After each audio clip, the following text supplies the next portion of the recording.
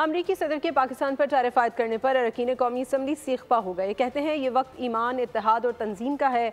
मुल्क को बैरूनी ताकतों के खिलाफ मजबूत करने के लिए मौशी तरक्की नागुज़ीर है। मजीद क्या कहा, पार्लियामेंट की राहदारियों से बता रहे हैं मोहम्मद आली जा खान। अमरीकी सदर डोनाल्ड ट्रंप ने पाकिस्तान पर 29% टैरिफ आयद कर दिया है। इस पर पाकिस्तानी हुकूमत को क्या रद्द-ए-अमल देना चाहिए, आइए जानते हैं अरकान कौमी असम्बली से। पाकिस्तान पे जो टैरिफ लगाया है, पाकिस्तान हमें चाहिए उनसे बातचीत करें।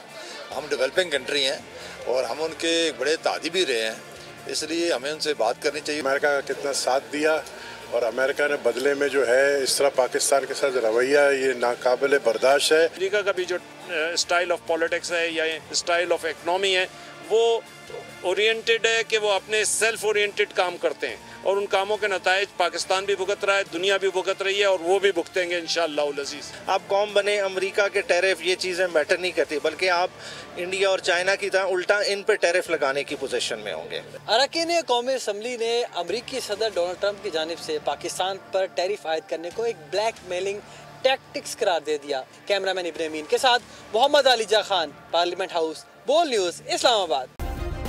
सब्सक्राइब करें और बेल दबाएं ताकि कोई खबर रह न जाए।